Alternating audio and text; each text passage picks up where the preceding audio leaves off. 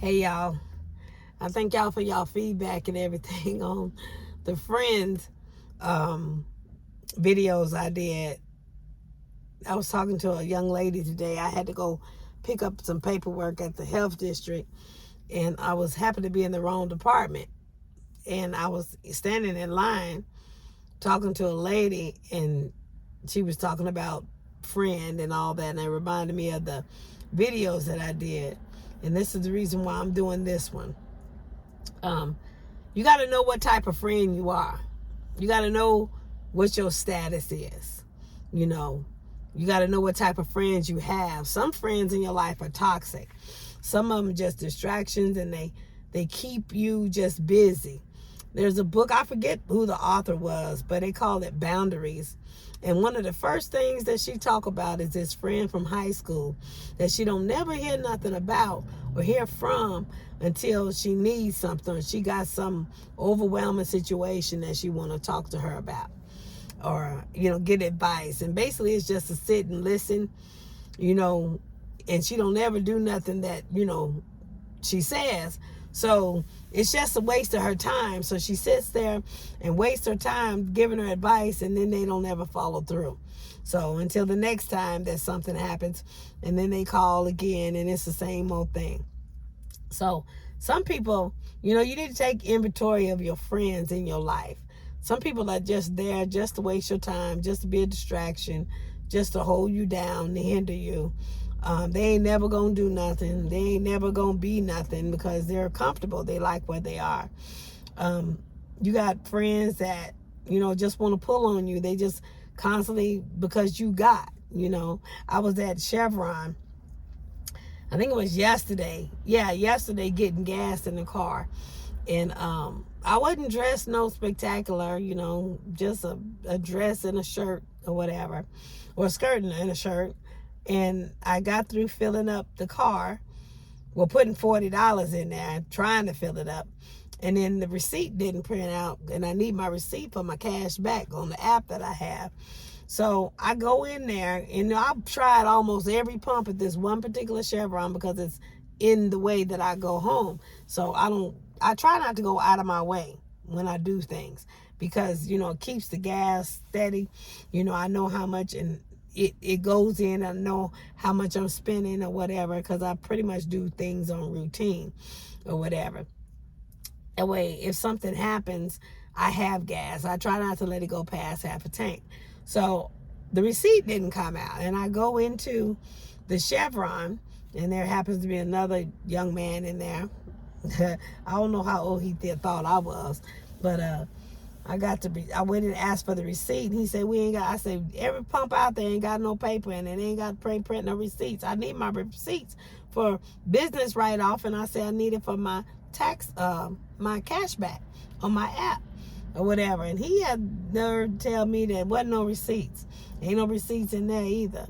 I say, well, somebody need to come up with something, because I need a receipt for, taxes, and like I say, my cash back. And he was flirting is what he was doing. And then he printed out the receipt, and he said, well, here you go. He said, but you keep looking as cute as you looking, I'm going to have to snatch you up. I said, oh. I said, well, I guess I'm going to make this my favorite Chevron then. I go there all the time anyway, because like I said, it's the one by my house. And he was like, oh, yeah, you do that or whatever. Like today, I went there because I did some extra things, and I didn't want, to go past too far. And I had a couple of extra dollars that came through for me. So I went to go put that in the tank. I don't sit and hold it and wait, and then you get all the way empty. That's $100 to fill it up. So every little bit counts. So I try to put it in there, because right now there's some certain people in my life that I've been trying to help, and normally I've been giving out what I have, and I've just been taking the crumbs, putting in mine, which is gonna stop here very quickly, because that's anxiety is nerve-wracking to me, so I put the little crumbs in there today, but the paper came out in the machine that I was at, so I didn't have to go in there today. I just went in there, I did my app or whatever, and I went on about my business. But today I went to go to do chest x-rays. I had to do chest x-rays for my doctor's appointment next week. And it takes a week for them to come through. So I wore a wraparound dress. Just happens to be red. You know, one of my favorite colors is black because, you know, it goes with anything. But, you know, I have some other like dark blue, dark green, stuff like that. But most of the time, if I had my way, you'll see me in black because it just matches with everything. And so, but I can't find this dress in black, so it's red, you know, and it catches everybody's attention, and I get tired of everywhere I walk, the woman in the red dress, the little red dress, you know, all that kind of stuff. And wrap around, you know, I have to wrap it tight, and, you know, it has, you know, my chest out a little bit. Not so much that it's obscene or anything like that, but so I wrap that around, and I'll go in, I have my chest x-rays, and then I had some lab work and stuff that I needed done. And it's easy because, you know, I just do all of my appointments pretty much in the same area and take care of it. And, you know, I come out, and I got me something to eat because I needed to eat. And I came out, and I was on my way to work because I didn't have time to go back to the house. I had to go to group. So I went, and on my way to work, there were some people that, you know, I got out the car and get my stuff. There were some people walking, and, you know, they were complimenting and all this kind of stuff. And, you know, it kind of make you feel good, you know. And I wasn't turned around or whatever. It's the red. So, you know, I sent a picture. You know, I ain't got no response back or whatever. But there are certain people, you can tell how they treat you. You can tell the response. Now, I know the guy at the Chevron station, he saw me, and then he saw me get in the Cadillac. So I'm pretty sure he was perpetrating, trying to brush up on that. And then, you know, you got the ones that, you know, the walking, and they see the Cadillac and all that kind of stuff. So, and then, you know, you got the ones that, you know, you think is your friend, but they don't say nothing, so you don't know which way to go with that. But like with my boys, they don't want to see mama like that. I'd be like, "What you think mama nice? You look nice or whatever?" They don't want to say. Now my baby boy, he tell me, "You look pretty," you know, stuff like that. But my oldest son, you know, he be like, "What you doing, mama?" You know, he don't want to get me to get no attention because he's still possessive. But you got to know who your friends are. You got to know the type of friends. You got to know the ones that's just in your pocket. You got to know the ones that just want to distract your time. You got to know the ones that just want to hang with you and be with you while, you know, you making it and it's your season. You know, the ones that want to sit in the passenger seat and ride along with you. Or, you know, the ones that want to climb on your back, you know, to take the credit and all that kind of stuff. There are different types of friends. There are friends that build you up, and there are friends that pull you down. You know, and I say friends that pull you down. You know, Jesus called Judas a friend, even though he was the one that crucified him. You know, he got into his purpose, the purpose that he was here for, that he was created for, you know, down here for. So there are people, you know, haters in your life for a reason. They are ordained just as well as anybody else. They get you to your purpose. Like I said, you need to make sure where you stand with the people in your life, because you could be thinking one thing and you could be going along, you know, in one lane thinking, you know, this is going somewhere, and come to find out it ain't going nowhere, because you feeling all these emotions over here, but they're thinking something totally different. Men don't live by their emotions, and women don't do things that make sense all the time. So that's for male and female. Men, you know, they visual people. They, you know, sometimes vision moves them, but sometimes they don't. I figured it was going to cut off. I'm going to get off of here. And I got to go get my daughter here in a minute anyway. But don't be going along the lines thinking one way. You got to make sure you know the lane that you're in. You got to make sure you on the right path, because like I say, you could be going one way and they could be going another, or you could be thinking one thing and they could be thinking another. So make sure you're on the right path. Do a status check, if y'all on the same page or whatever. There's a lot of women get hurt because they think it's going somewhere and it's really not going anywhere. There are some men that they use women because they have need of them. Just like there's some women that do that, as they have need of the man. They see the man with the nice car, the nice, the money, the big money, the wallet, everything, and it's as long as they can use them for whatever they need, but they have no intentions on making no kind of commitment. If you ain't got a commitment, don't be obligated to be with that one individual. Continue to date if that's what you're going to do.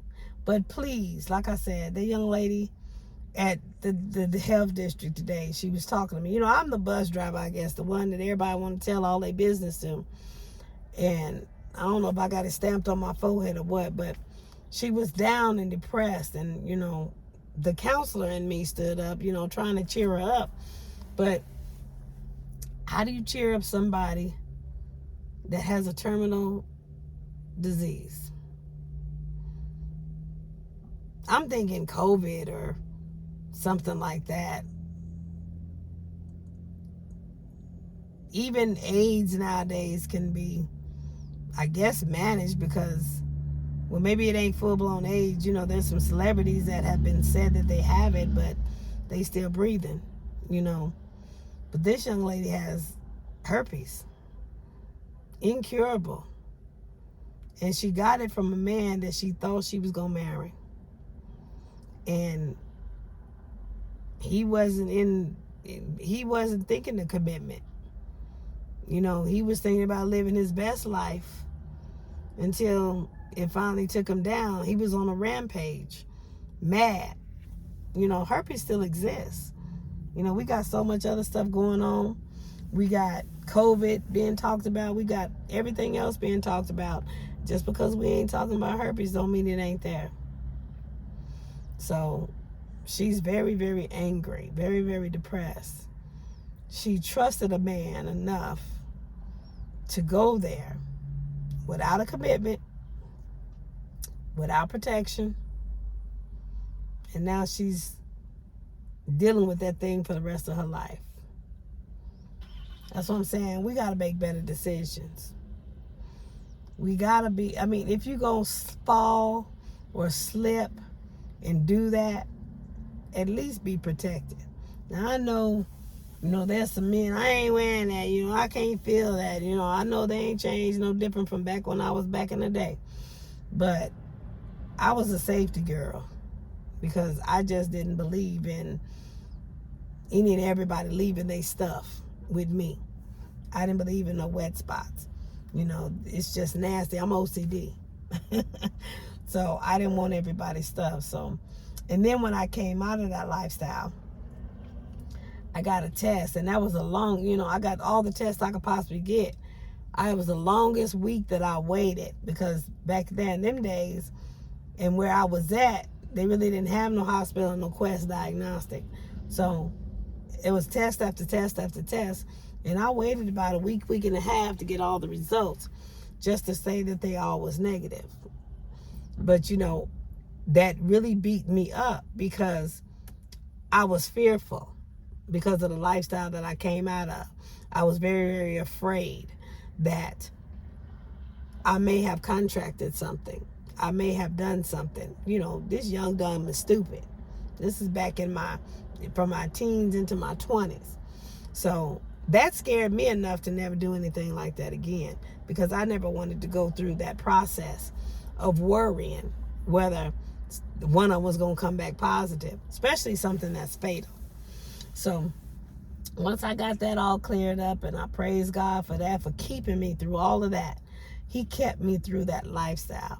And, from that, I honored and walked with him. There have been times that I've been in relationships, I got married for 20 years, and then my ex-husband, he was out there doing the most. He wasn't faithful, and he was doing whatever he could do. So, I was afraid then too. So you don't have to be, single and sleeping around. You could be married and they could be sleeping around. So after that divorce, after I divorced him, I think the third time or whatever, because I kept forgiving him. I kept taking him back. Because at that time, forgiveness wasn't explained to me. But I know forgiveness comes with boundaries. When you forgive, you ain't got to turn around and be no doormat. You can forgive and you can move on. So I finally moved on from that situation. I got my test from that. Waiting for that, he kept me through that. I didn't have, everything was negative. I didn't have anything out of that. I think one time in the middle,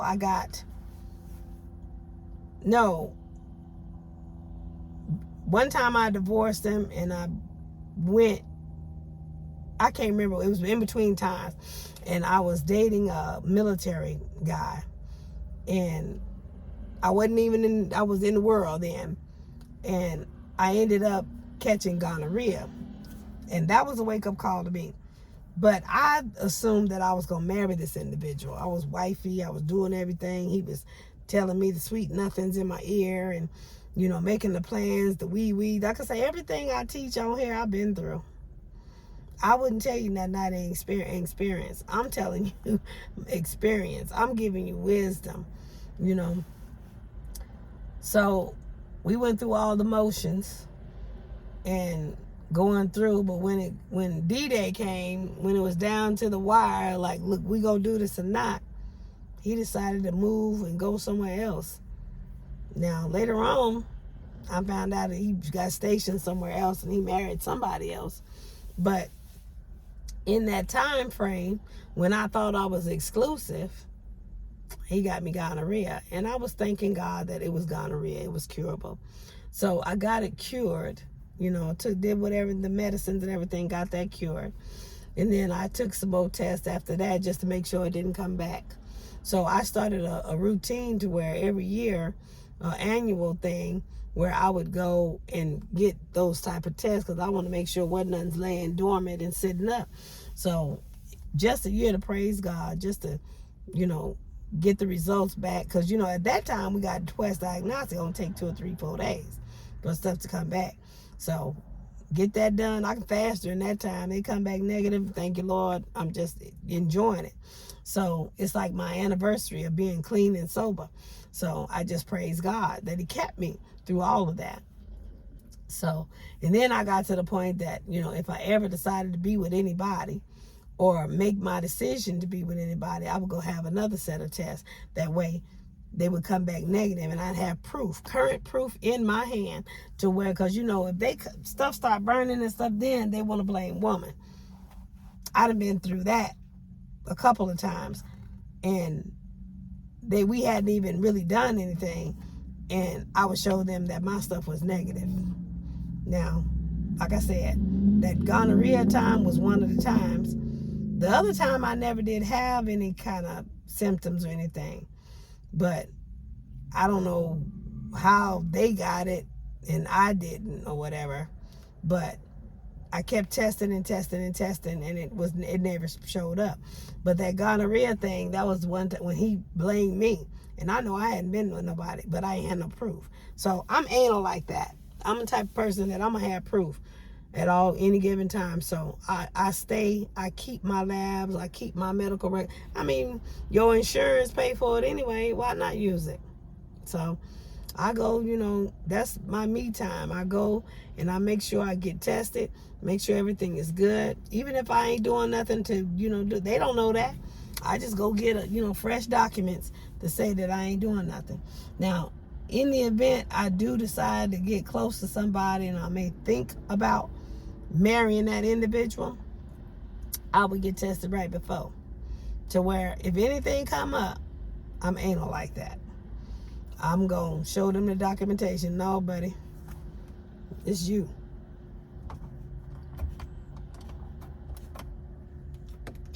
This doggone light keep coming on. Keep turning off. So, yeah, it's 20 minutes. It needs to turn off. So, I'm going to get off of here. And my daughter should be ready to go here in a minute. Waiting for her to get out of rehearsal. But, like I said, you know, you got to be intentional. You got to make sure that you know where you stand with the individual. That way you don't have no surprises or whatever. If you have surprises, that ain't nobody's fault but yours. You know, you got to communicate. If you're in a relationship where you're not communicating, then you ain't supposed to be in a relationship. You definitely ain't supposed to be making no financial decisions or no monetary transfers in a relationship where you're not committing or you're not communicating, because all you doing is serving them and they ain't serving you. That's normally how it runs. So make sure you know where you stand before you start investing in somebody that ain't investing you. You won't get hurt, because as soon as you start investing in that person and that person is not investing in you and not reciprocating, not doing stuff like that, you start feeling some type of way. So when you start getting heartache and all this kind of stuff. So make sure that you understand what you're doing, what you're getting yourself into, because you can't sit up there and say when your bank account is dry that you didn't know. I'm sure there were signs. There was, you know, things that was taking place, red flags the whole time. Just throwing yourself at a man ain't gonna make him be with you. You know, they quick to say we ain't nothing but friends. And if you want to sit there and give all your living away to a friend, that's on you. If a man ain't coming to you for sex, it's money. If it ain't money, it's sex, basically. Unless he loves you and he wants to make a commitment with you, that's something different. But if he ain't talking commitment, he ain't talking about being with you, you know, he's still calling you a friend, don't make lifelong decisions on temporary things, temporary situations. Don't do it. So pay attention to who the friends that's just in your pocket. Pay attention to the friends that's just wasting your time. The ones that's just a distraction. The ones that just want to use you to be elevated. You can help them out. Pay attention to the ones that are reciprocating. Pay attention to the ones that, you know, that's give and take. Pay attention to the ones that's trying to make soul ties with you, trying to be a blessing to you. You know, souls knit together like David and Jonathan was in the Bible, helping you out, and you helping them out. Pay attention to the real friends. You know, pay attention to the ones that's, you know, borderline foe. You know, make sure y'all on the right page. Make sure you know your status. Make sure you understand what type of friend you are considered by them. You're a good friend, a close friend, best friend, girlfriend. Make sure you know what type of friend you are. And if that don't line up with the type of friend that you want to be, then you need to make some decisions. I told somebody recently, I don't want to be a friend for the rest of my life that's just a resource. I'm just a resource. I don't want to be a resource all my life. If that's the only type of friend I'm going to be, then I'm going to cut it off, you know, at some point. Because there's more to life than just being a resource. You know, if I decide to get married or be with anybody, my man ain't going to let me be a resource anyway. So I might as well cut it off and save some money, save some time, save something for him. Keep my stuff in a basket or whatever. Because if I continue to be a resource, when that man does come along, it's going to be dried up. The brook going to be dried up. So there's a difference between helping somebody and just being ignorant. You know, constantly doing for somebody that ain't got nothing with you. I mean, they got a lot of words. They got a lot of, sweet nothings to listen to. And like I say, I'm very educated. All my degrees got some type of psychology in it, except my doctorate. My doctorate is in biblical studies. And that's about love, God, studying the Bible. So that's like the ultimate. So you study the enemy there, the enemy comes to steal, kill, and destroy. So make sure, you know where you stand. They can whisper and talk all kind of stuff, but if their behavior ain't backing it up, I listen to their behavior. I may help and do here and there, but when it gets to be too much, I start creating boundaries. Because I'm going to let them know they just can't come to me for any and everything all the time, especially when they ain't doing nothing for me. And it's not to say I'm not, I pay it forward. But when you get to be paying big stuff forward to where it's costing you gas and it's costing you your stuff out of your household and you struggling, that's, if I ain't making no sacrifice, just to be making no sacrifice. So it's got to be, first of all, God ordained, God centered. And if it's not, I'm just being a fool. And I'm not going to just be a fool. I'm in a situation to where I used to run around and I don't care what, half a tank, I just roll up to the pump and just fill my car up. I ain't got to worry about it. Just go until the pump stop. Now, I got to monitor it.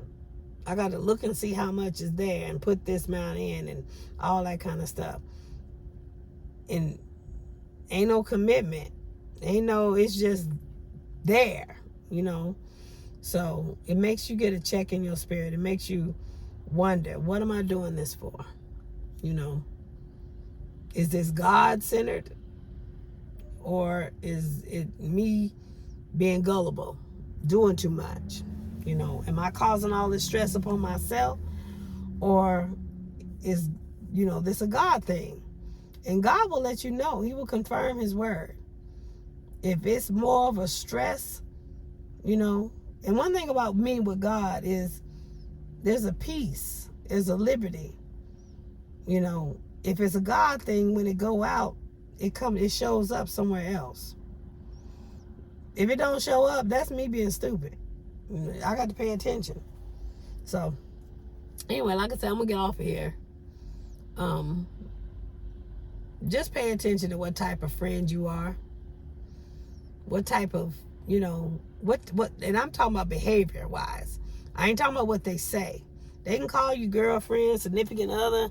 They can call y'all, but how they treating you?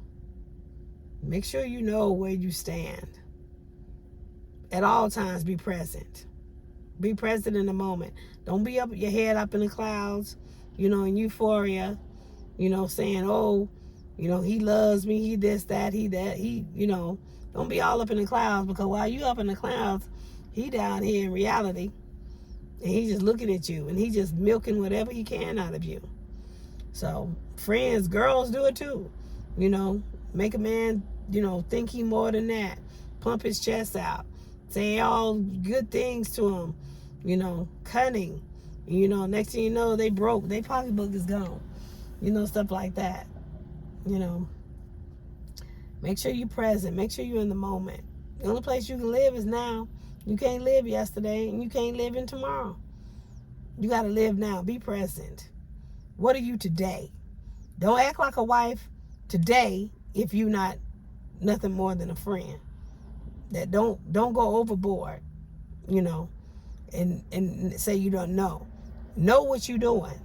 Sometimes I go above and beyond because that's just who I am. I like to make people's hearts smile. But when it's causing my heart to frown, I kind of slow down. I make boundaries. I put a check in it, And if I find somebody just constantly coming to me just for that, they lose access to me. They have very limited access to me, because you can't just keep giving and giving and giving and, they can't do nothing else. They can't call you no other time unless they want something. I got people in my life that know my payday before I do. I mean, they call me religiously. They know my payday before I do. I had somebody I was on the phone with a while ago. They called me and asked me, what's the payday? I had to think, you know. But I got some that I know when I see their number come up, I know it's payday. So them type of people, they slowly but surely losing access to me. Because that's all they think about. That's all they need me for. And I don't want to be just a resource. You know, they need a prayer life. They need to have God in their life. They need to have their own cup. So let God fill their cup, and then they don't have to pull on me so much. But anyway, like I say, know where you are, know your status, and y'all stay blessed.